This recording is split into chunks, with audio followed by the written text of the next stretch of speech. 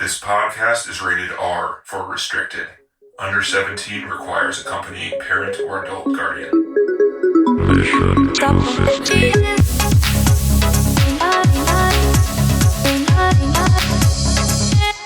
All right, welcome to the Mission 250 Filmcast, guys. How you doing this week? Great. Pretty good. Yeah, comparatively doing fine, apparently. Yeah. Right? Yeah. You know what's good to do on a week you're feeling good is to watch a movie like this where you're just living in the mud. Yeah, I mean, this is what I said to myself. You know what I want to do? I want to watch some people die slowly. That's what I was in the mood for it too. And miserably. With a lot of gurgling, please. This is what I needed, I felt. That's good. I thought it was perfectly timed. Right? Yes. So it's topical. Can I get some slow death and a lot of gurgling, please? And intersperse that with some really beautiful scenery. Yep. Maybe some foxes. Oh, you got foxes? Okay, let's do foxes. Yeah, they're real That's foxes. Good. You can tell. Yeah. Those are totally real foxes. And if you can't guess, we're watching All Quiet on the Western Front, the new one, the German film that was produced by Netflix. And since TC, I won't bring you in here. Since I steamrolled both of you last week, and it was John's turn to go last week, I think it might, I'll give it back to you, John. I'm feeling less steamroller this week, so. Really? Yeah. I mean, I was just happy to get out of the way, though. I just sort of laid down. How you feeling? Are you feeling very middling today, or what do you think? You got energy? You feeling? Nah, I'm more my usual middling self, unfortunately. Perfect. I'm sorry. I'm not as wiped out as last week, but yeah. No. I mean, again, I'm always happy to if somebody's going to be really enthusiastic. I mean, this is not bad. This is well done. I mean, you might even call it good, I may, but It wasn't, I didn't appreciate the experience given, I don't know. I mean, it was a tough watch. There's no doubt about it. It's just, yeah. But isn't that the point? I mean, I would have rather seen it in War's the theater. bad. I know. I got that one already. War bad. Would have loved to have some of that huge low meat end grinder for the going. youth, run by horrible people who encourage things. No, anything that this movie does that better than other movies? It does. And the book is really good about that, though, too. In particular, I think that's one of the things the book really highlights is sort of the youthful exuberance. And I like those opening scenes. They're very short compared to the rest of the film. They're wanting to be in the army and they're all happy. I mean, the movie's so long, but that's only about, I don't know, 15, 20 minutes of the film. If that. Felt like 5 where minutes. It was just there to set up, It was just that one scene of them talking to each other in the courtyard or whatever, right? That was basically it. I know. And I like that scene. I thought that was great. It was really, again, it's well done. Again, the acting is splendid. The scenery is good. The sound design is really cool. Weird sometimes, but cool. You mean the soundtrack?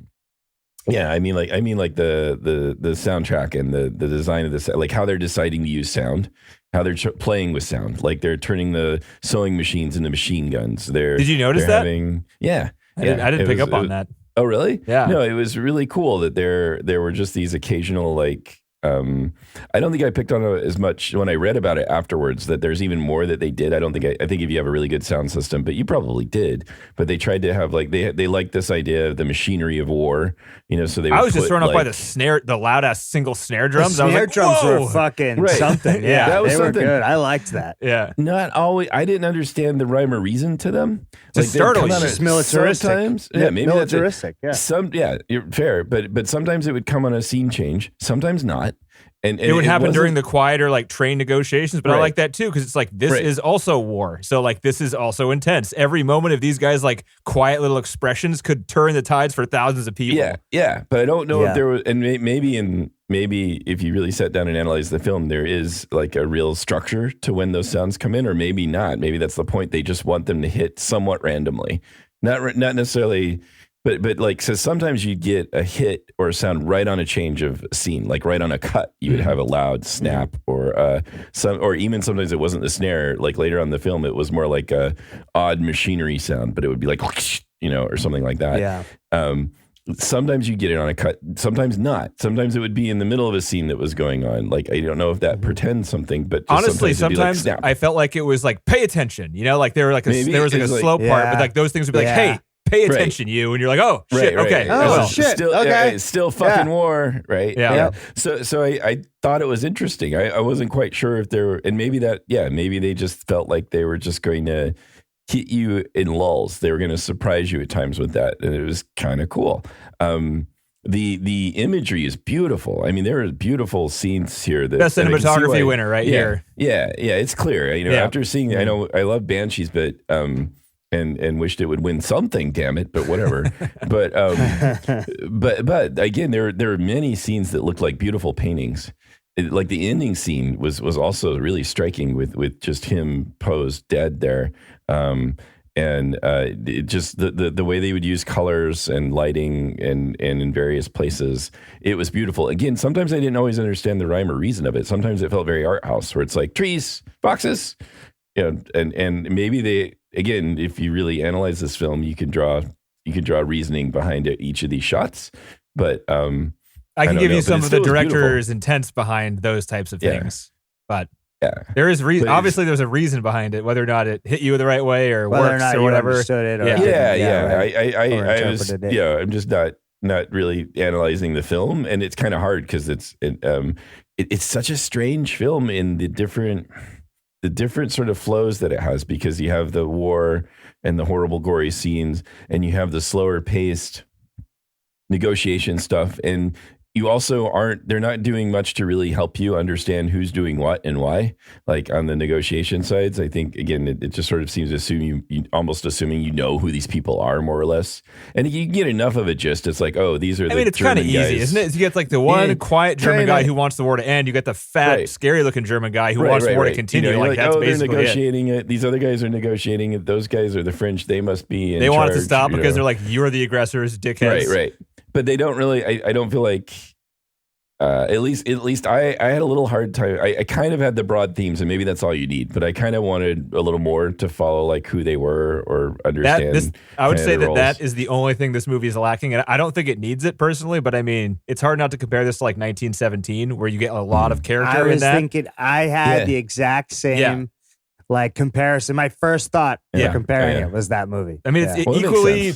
Almost, I mean, it's hard to compare. Well, they're both very trench, similar. They're both trench movies, right? In World War I. It's very similar. Yeah. But 17 is very linear, and that's the whole point of that film, goddammit. Like and it's almost character-based. Right. This movie it has to is be more experience-based, and it's more like an anti-war film. I think they did a great job of showing the characters just disintegration. That was good. Just slowly. You didn't need, like, it wasn't necessarily you knew them before he did it. It was like he's like a general, normal person, and this is what war does to general. He just slowly becomes miserable. You're right. 17 was a very linear plot where you get to know these guys, you follow them, and basically, I mean, that's the kind of part of its gimmick is you just basically have one camera shot sort of throughout the whole film, so you very linearly follow these guys, and I agree that if I were, it's not what the film wanted to do necessarily. It's not like you're following a single plot here. You're just seeing the horrors of war and the experiences of war from what these people went through, and so it's not as much sort of a movie story in that sense. It's not like it's not a Saving Private Ryan and things like that, where you're following some linear plot that comes to some conclusion. You're basically just seeing the horrors of war and following these people in their period of time that they were in the war and what happened. And then in parallel, what's going on in terms of the negotiations and the politics and stuff like that. But it's still, I really appreciate it. Again, it was a very long film, and there were many just horrifying scenes that, again, really well done, but I was not enjoyable. I think, I couldn't watch a lot of this. I'm not usually one to like cover my eyes, but there were scenes in this movie where I audibly gasped. You wanted to look away. Yeah, I know. It was like, oh, terrible. Shit. That kind of stuff. The fucking tank scene was. That's going to be in my nightmares forever, dude. When it runs over that fucking guy, how did they get that shot? Oh my god! I don't know, but that was really horrifying. And again, it's too bad to not have seen this in the theater, because I can't imagine what that would have been like. You didn't watch it on your phone, did you, John? No. Yes, I watched. I'll tell you, I watched. I will tell you, I watched like the last 30 minutes on my phone, just because of circumstances being what they were. Well, at least you got a taste. But you need the taste. I got the tank in full view. TV yeah, glory. And you got some good landscape shots in full view. No. The landscape shots are beautiful. Yeah. I mean, it is. It's just the way they do different lighting. Even like the first 3 scenes of the film are really gorgeous. Like they just have some really, really like well composed shots. So. I have mixed feelings about it. It certainly did the horrors of war thing. It showed the what it does to, sort of like the excited youth that are going in there thinking that they're going to they're bound for glory, and how they experience things the way they do. And again, the acting is fantastic. And it's a good ensemble cast. So they're all doing a great job. Again, you could argue that, well, it's not, but it's also still not really, you're not really seeing them bond, seeing a lot. There's so much other things going on. You're not really following them in their, bonding and all of that. I mean, you certainly still see their sadness and grief when they lose each other. And again, done really, really well, horrifyingly so. I mean, it's just, but holy shit, what a film. Yeah. Can I go next, TC? Yeah. I mean, sure. Or do you have things? I know this is your second time you've seen it, right? Yeah. Yeah. I just want to, so you're saying, there you go. I think that usually in war movies, I have like this expectation to feel for a character, like to have an emotional connection to a character, to hope that they don't die sort of thing, to feel suspense there. But I didn't find that in this movie at all. And like for the that's first, because they almost killed him like 5 times. Yeah. And I also think like, he like just kept getting up like anyway, like the Terminator. Yeah. Kid was just lucky as fuck. But I kind of like, the first half I was kind of upset because I was like, I don't care if this kid dies. Like they're obviously focusing on this one kid. I don't really care if he dies. It's hard when you're seeing everybody else die anyway, right. too. I didn't know he was the main character from the beginning. Usually a movie walks you through better and be like, all right, he's the main character, everyone. Right. You want to care for him. And here's why he's a good guy. And here's why he's like you. You know what I mean? This movie is just like, here's 4 kids. 3 of them are going to die randomly. You don't know yet. We're going to start focusing on one of them, but you don't know this character. They're not really going to like have very many interactions. I wonder if that's why I liked it better the second time. I liked it better the second time too, because once I realized like halfway through the movie, who was the character from the start. Right, like you were sitting there waiting for the plot, waiting for the character development to where you get But it wasn't about a character. It wasn't about an individual. It was about humans that experience this shit. Right? It's like he could have been anybody. It wasn't like this individual person from this town. Oh, how sad for him. It was like there wasn't something every like single special kid about him. Right. In that it's like, oh, here's this guy that we're gonna make sure you get to know, so you care about him like any usual movie would do. And I really liked the fact, like the second time they did the trench scene, I was like, oh, they're doing the trench scene again. But on the third time, he was a badass soldier running through, and you could see because he wasn't afraid. He was much quicker at killing people. He wasn't even thinking about it. And there's a factor of luck in there too. It was noticeable. Very noticeable. He was such a good actor in this movie. Like him going from just a normal kind of person to being like the kid at the end of Come and See, basically, just like completely dead in the eyes. Yeah. Really good. And so I think it's kind of unique in that way, where it's not trying to like humanize people in a war movie. It's kind of just like, I don't even know. It's almost like a little bit of journalism, but mixed in with just like a character it has arc that sort of feel to it. You're right. It's just sort of like it's not because he's good, right? He got lucky in 3. Like he just keeps getting lucky until he doesn't, and then he dies. But like he's not good the first run, and he lives. He's not good the second run, and he lives. He almost gets blown up. No big deal. Yeah, and he almost gets killed a bunch of times. Like it's close a lot, and all of his friends die. His fucking general or whatever guy dies. Everyone that he knows dies. Yeah. Not because they sucked. His general guy is like better than him, and it has nothing to do with that. It's just how it happens. And when you put it like that, that's true. It certainly it does make it a hard watch, because I think it is a really good point, because I think you are looking for the connection. Mm-hmm. You're expecting that like the movie's gonna like fall, like here's who you're rooting for, here's what's going on, and you're right. It is more, and you're kind of right, TC. It makes sort of sense, and then it also fits really well with the other layer they have of the politics and stuff, where it's more of a documentary style. It's like, here's what's going on over here, here's what's going on over here. You're not really necessarily, certainly, the guy who wants them to keep fighting is an asshole. Everybody can agree on that. That's easy. He's the only real bad guy in the movie. Right. But otherwise, everyone else just seems like they're trying to do their thing, and you're not even really like working to side with them or anything. The film is just showing you it happening, right? Whether it's the politics or the fighting. I think that was probably the only thing I wasn't a huge fan of, was just that there wasn't much story. Yeah, in a way, in a sense, it was more. It was like you said, TC. I think you're right in saying it's kind of a documentary of sorts. Yeah, it's more like this happened, because it's like a linear story, quote unquote. Right. But there's no real you don't get anything out of it. You're not getting Well, I mean, other than what TC said, there's a character arc for our soldier guy who becomes a killing machine. But other than that, you're not seeing character arcs. You're not seeing development or the usual kind of plot part of devices the point, or whatever. though, too, because these people fought on this trench for 4 years and they didn't move, right? Like the whole thing at the end is like they just threw each other at each other for 4 years. It didn't make any progress. Like that's the subtitle, the text at the end of the film is kind of making that point. Nobody got anywhere, right? So it matches that. I thought that was pretty appropriate to kind of have the story reflect the same kind of, Yeah, no, this feels like a very ambitious film that knew what it wanted to do. I didn't always understand what it wanted to do, especially the first watch, because it's different. Yeah. Good luck trying to watch it again, John. I'm not going to watch it. It doesn't get any easier. I liked it. I liked it more the second time. I did too, but it didn't get any easier. I also knew what was coming. But I'm not going to. Yeah, but unless we're going to do unless I'm doing another podcast or something, I think I'm going to need some kind of assignment to watch it again. Because it's not pleasant. It's supposed to be horrifying, but it's really, again, some of those scenes are really going to stick with me. The scene, it's going to be. I mean, I've seen a lot of people's arms getting sawed off in movies. Like that happens pretty frequently when someone's injured. But that doesn't. I don't like that one. The one in this movie that made I squealed a little bit. Like the sound effect when it happened, it was really gnarly. And the idea that used to happen. Yeah. No painkillers. Oh. No.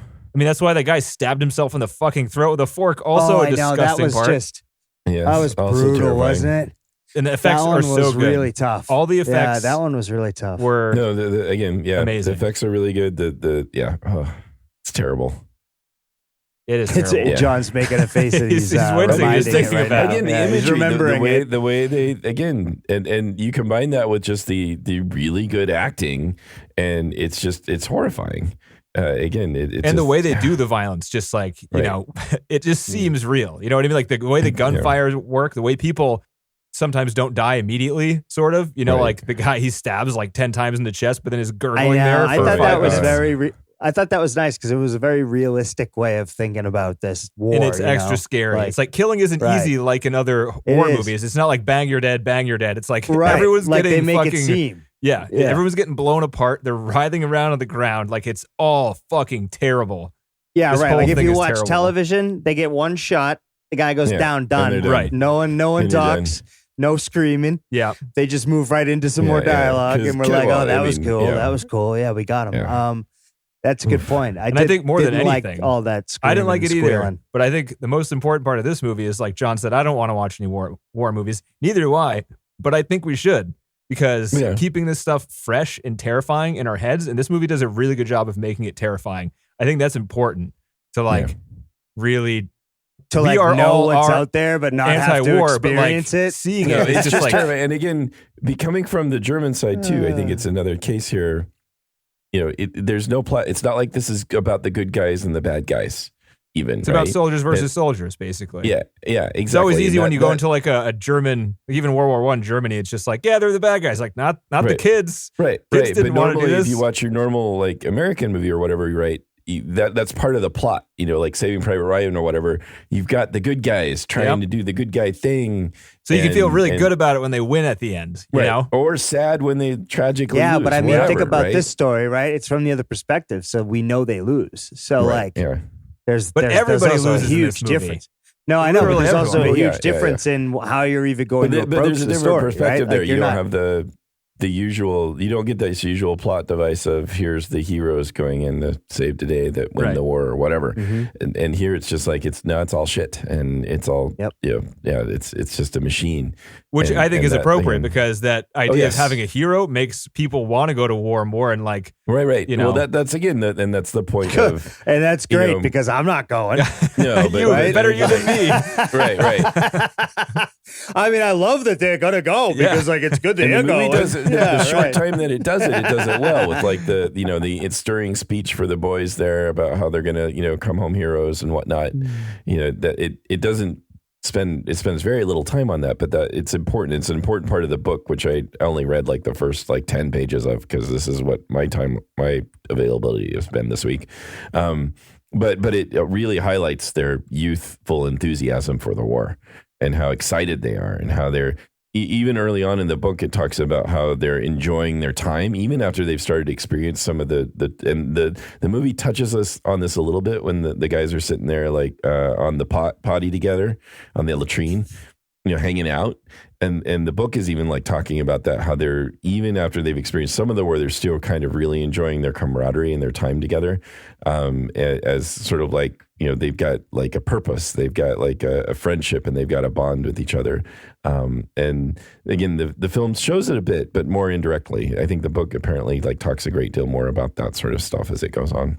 The book itself has none of the politics, none of the second story that the movie has. Yeah, that was the director's decision to put that in. I wish I had more time to read it because it's. I'm really surprised good. you guys didn't read this in high school. I was, this is on one of the books I had to read in high school, and it was good. No, it was one of the few books for that me. I remembered liking from high school. It's good. It reads really well. It seems very, very thoughtfully written. And again, from that perspective of the youthful exuberance of war starting out and then getting that slowly disillusioned. Mm-hmm. Or slowly realizing, or slowly just not even like in the book. There's a lot of scenes that some people have complained that were left out of the movie at all too, where one of the soldiers goes home and he can't relate to people anymore. Like they're all talking about the glory of war or whatever, and he sees none of that anymore. He can only relate to his fellow soldiers now. Most critical reviews of this movie are book nerds or people who like the 1930s Best Picture winner of this, one of the first ones, that are just saying it doesn't take enough of the book, But I mean, come on, there's liberties to be taken.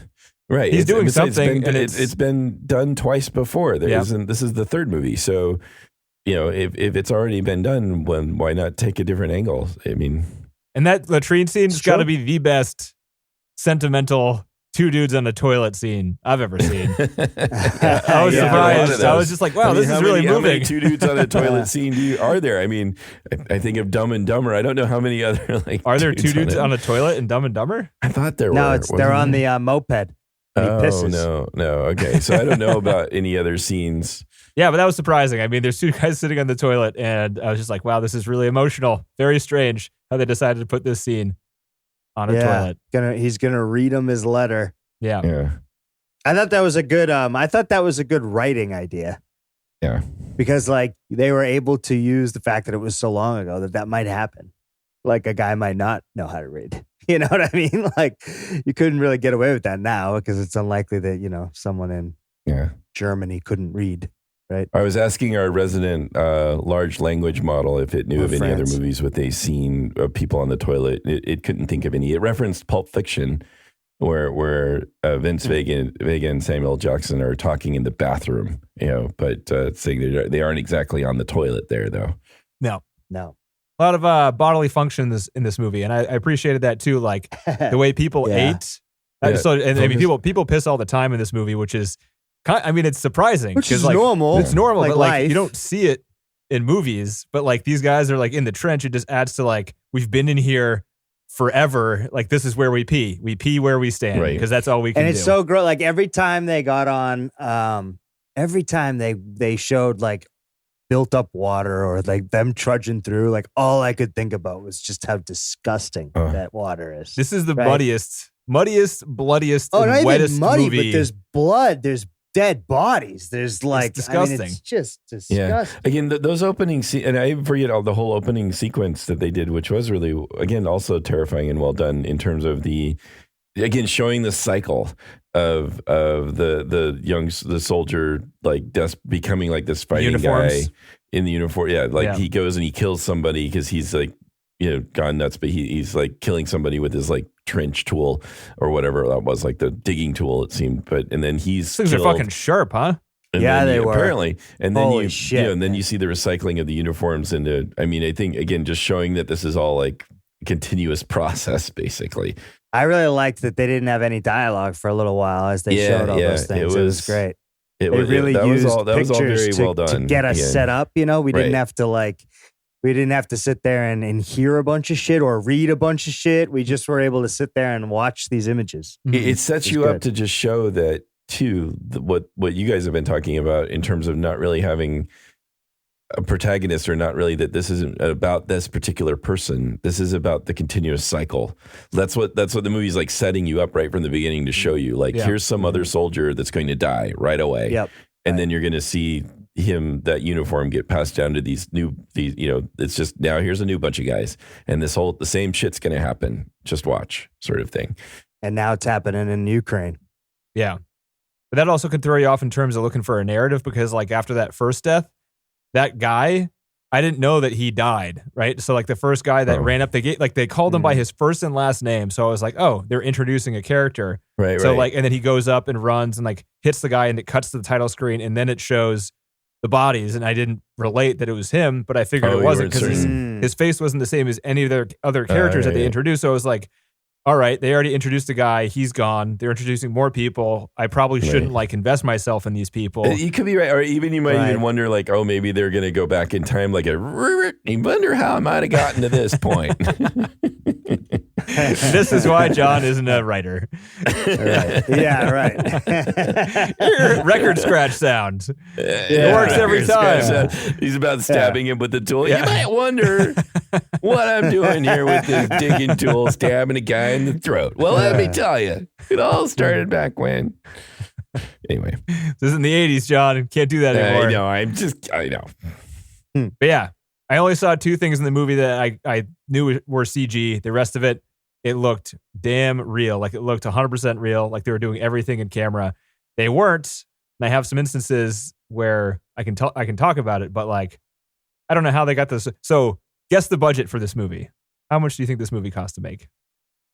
I think I saw the budget. I saw it. So I have a guess that will probably not be fair. If I remember right. I'll go with like 60 million. 20 million. Isn't that insane? That's pretty good. There's so many people. I was thinking somehow I saw 80, so I was completely wrong. But they're not really well-known actors, right? That's probably where they saved a bunch Daniel of Bruhl It's not Hollywood either, right? It's not Hollywood. Daniel Bruhl is Hollywood at this point. Well, Daniel is, but I'm talking about where they produced it and made it. It was filmed in Prague and the Czech Republic. It's kind of like a Das Boot sort of thing. Right. I mean, is what I'm thinking. But I mean, like the special, it was a Netflix produced thing, which was. I'm surprised because it's a lot of there's just a lot of stuff. They had to have had the best special effects teams because the special effects were insane. Like they looked better than anything I've ever seen. Really, like this is the. I mean, I thought with all the shit like the rain and this and that, and they had all these sets. Like, damn, that's pretty good. With all the people and the costumes, like those are all real people. Right. Plus, shit blows up. Shit blows up all the time. I know. Not huge stars other than Daniel. So yeah, certainly they didn't have a huge bankroll for the movie stars here at least. Yeah. But yeah. And I'm trying to look up. James Friend looked like a British guy, the cinematographer. He's got an Oscar now, so good for him. Hey, good and well deserved. Well deserved. DC, what else you got? I thought I just really liked the character arc, even though there wasn't much story. I really thought that they did a good job of just showing us his change. There was just so much gore. Like sometimes you lose yourself. You lose what the story was even about 10 minutes ago, right? Like I had found myself a lot of times being like, all right, so what are we doing again? And it didn't matter. We're just going back to war. That's it. It was like a one-trick pony in that sense of like they kept doing the same thing over and over again, but that was the intent. And it dawns on you about halfway through that, oh boy, we're just going to keep seeing this. There's not, there's not some fucking rosy thing at the end. There's no, he's going to go home and hang out with family or something. It's just all bad, right? You get there at some point. I thought it was good though. I like I said, I would have been watching it twice now. I do think the second time was better, but now that we've mentioned that it's because we can, actually know what the story is and who it's about, it does make it easier to follow. I was trying to think back when I watched it first, how I thought about it, and I don't remember finishing it. Oh, you shut it off? So I think I had shut it off. So I don't know, but not in a bad way. Like maybe it was time for bed, or it was just late, or I couldn't deal with it. Right? I probably would. I would if I had not had to do this podcast. Yeah, I think I might have shut it maybe off. but I think the second time I actually did enjoy it. So I don't know. I don't know what that's about, but it could just be the fact that you know what's coming, so you're not as shocked and in awe, and you can kind of follow this what they're trying to have as the story more. I will agree that I didn't quite understand the war generals part either. I mean, it was like the fat dude with the mustache. Really, yeah, like it was never really explained. Like I figured, like my brain completed the thought. Obviously, like they're in charge of this, discussion that filters back to the people in charge. Like I got there on my own. I get it. But I would agree with John that there was a little bit more that could have been done there if, for me, not having a clue of who they were. But I guess it doesn't really matter. That stuff, it's supposed to matter if you know like German history pretty good, because this is a German movie and a lot of the people know that history. I didn't, but listening to the director's commentary, that whole diplomat part he put in because he wanted to kind of tie it to World War II. And what happened at the end of World War I was that the generals convinced the politicians to go and sign the peace treaty for the end of World War I. But then once the politicians signed that, the generals turned on the politicians, saying that we were about to win it. The politicians screwed us. And then they got a bunch of people in the country against the politicians, which is how somehow up for going Nazis and doing it again. Right. It set up the Nazis that way. So it was like anti-politician movements. Right. At the end of World War I. It could they'd say that they're the reason we lost the first one, so we're not going to lose this second one. Mm-hmm. So he wanted to make it even more weighty by including some history that affected their years afterwards, sort of. Mm. No, it did. I mean, it was at least linked, right? You weren't completely discombobulated. So, I mean, I figured it out. It was just not. It was enough to not be confused while you watched it. Yeah, why it was a little bit of a reprieve, which was nice from all the bloodshed. No way, and the contrast is always interesting, and they'd always seem to focus on the food, and the drinks, the finery of the clothing, of the people, and the settings, and the cleanliness. They did a nice job of just sort of drawing those contrasts and kind of shoving it in your face. But I thought all of it worked pretty well. Not in an annoying way. Not in an annoying way. It was it's a good point. People should keep making the point. It's fine. Yeah. Yeah. What else you guys got? Terrifying gas masks. Yeah, I kind of laughed at the gas masks. Creepy. When he was struggling to put it when on. they were fucking breathing in and out of it. Just feel think how constraining it would feel to have that on. My God, just how awful it would feel. And scary when you've got that on. It's fucked up. Times are fucked up. There's gas. I mean, Jesus and you can't Christ. see shit. Probably. Yeah, right. You can see the sweat from the inside. Yeah, right. And you can't breathe very well. It's just terrible. Yeah. I mean, that's why it's uncomfortable. That's why all those young people died halfway through the movie, right? Because they're they got inside and they're like, fuck these masks. And then they took them off too early. Yeah. That scene was a single sentence in the book. Mm-hmm. And he decided to spend it's a 10-minute long scene in this movie. Because he thought, I don't know, it would be horrible to make it a long ass scene. I know, it does seem and I don't know, again, if there's a lot of different scenes. That one, they're visiting the farmhouses. Where it just goes on, and I don't know. I guess that you're showing these different parts of their life. Again, it's a documentary. It's almost and then this happened, so let's go into that. We're not going to skimp too much on that. And then they went to the farmhouse the first time, and they weren't caught. The second time, it didn't go so well. But it feels they just have these extended vignettes about these different things that happened. And again, that's the intention. That's what they want to show, and it gives it that documentary-like flavor, as opposed to you could have trimmed off another probably a good 40 minutes of this film if you didn't want to, even if you just wanted to focus on the warfare and the politics part. There's still a bunch of other vignette type scenes that seem like that they take a while. They take their time. Agreed.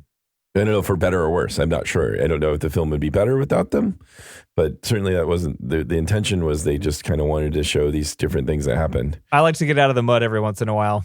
Yeah, I mean, it was good because when we're in the mud, reprieves. Right? So it's a good contrast to be we hated watching the mud scenes, right? The mud and the blood, and you're miserable, and then you get to leave them, and you're like, well, fuck, I can somewhat relate to this asshole who'd rather be up in this clean room eating good food than all those fuckers out there. Or even if they're going and getting a goose, stealing a goose from some French family or whatever they're doing, right? I guess it just sort of gives you this sort of reprieve.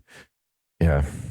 It couldn't have been 3 hours of the trench warfare. No, but it could have been 2 hours of trench warfare. I don't think so. That would have been unbearable. Maybe not. Maybe it wouldn't have worked, right? Yeah, you're right. Yeah. And besides, you're right, that wouldn't have given you this sense of time passing and things happening, and sort of maybe it wouldn't have made his transition seem as real either, or something, that you're not seeing the arc, or you're just not seeing the daily life part too. Yeah. The less like terrifying parts. Agreed. So there was a scene towards the beginning where they were counting up all the dog tags, and they weren't done counting, and one of the guys says that's enough and takes the number and brings it over. Mm-hmm. Is that? Yeah. That was supposed to be like, there was like 40,000 or something, and they didn't finish counting, but it was like enough to prove their point. Is that the idea where like they were undercounting and it was still devastating? I don't know. Like he's just like, I don't need to hear any more of this. Right, like, exactly. I don't want to hear any more of this. But he was trying to like get a number to like tell them, hey, we need to stop doing this. Oh yeah, they're trying to collect their numbers in general just to track how many people they're losing. Yeah, it's like we're fucking losing. We're losing so bad it doesn't even matter, right? Yeah. I mean, losing all those men, fuck, what do? You can't just replace men like that, right? You're fucked. Yeah, you're seeing it in Russia right now. They're taking 60-year-old men and kids. Oh, God. Yeah. Jesus It's Christ. a similar, you can imagine it being a similar thing, Yep. I mean, yeah, that fucking asshole. They got the propaganda machine going over there. Yep. Yeah, probably some excited people, I would imagine. And it didn't seem like in this movie they had, I don't know what happened to World War I, but like they didn't show them being trained, right? They just like, hey, you signed up. Here's your uniform. Go march out into the fields. Good one. Yeah. Good luck. Yeah.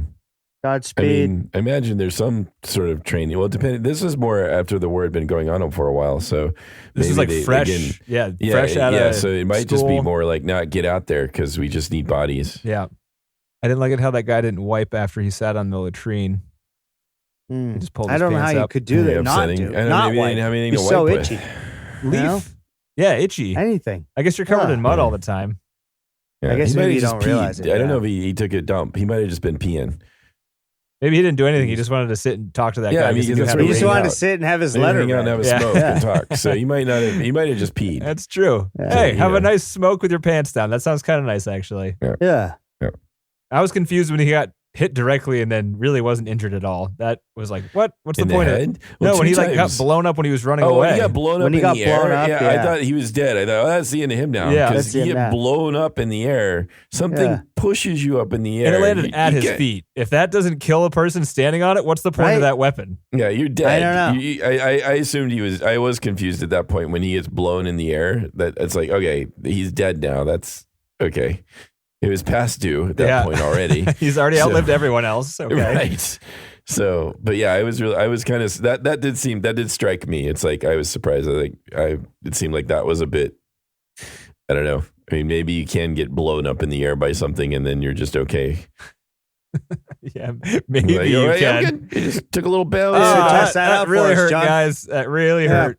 Yeah. Hey guys, so turns out, nope, can't do it. Do raw duck eggs taste good? Is that a thing?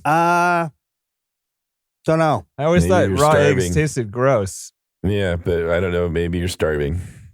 Or you're starving. You're also starving for any kind of real food or fresh food. Yeah. Fresh food. Yeah. Well, they could go back and cook it. I guess there's other people and they might want some. So they want it like to themselves. But no, I don't like the idea of a raw.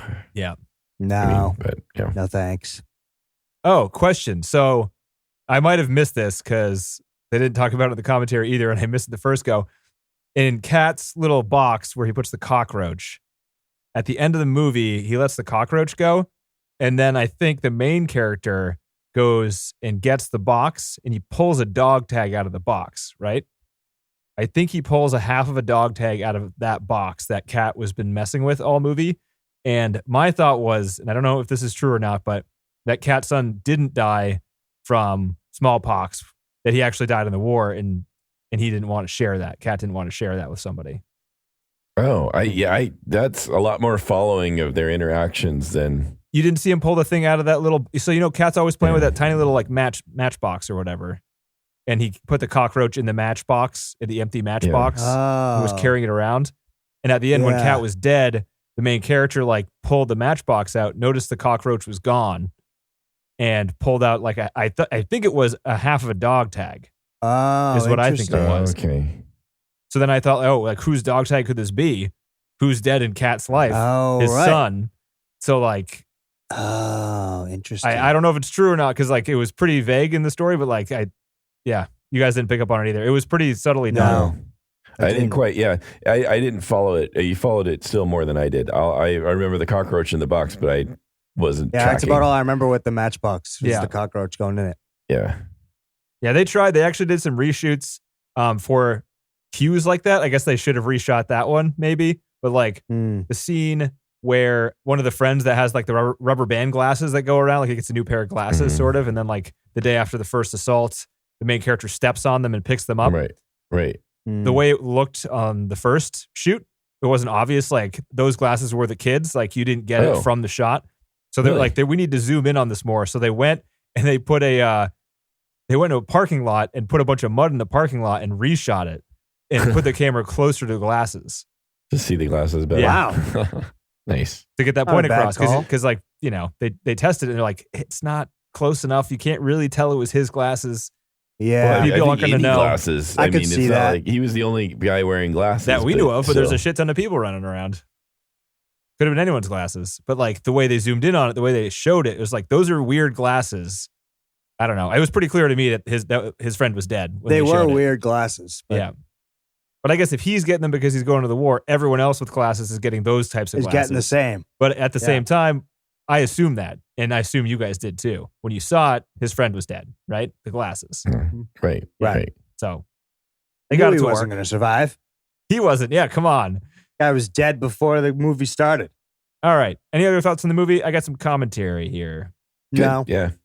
This is why we did it, guys, because I got the Blu-ray and I know. physical We waited. disc. We were going to do this pre-Oscars, but Yeah. we decided to wait because you wanted to wait for this. I Blu-ray wanted to release. hear Edward Berger, however you say his last name, talk about his movie that he made.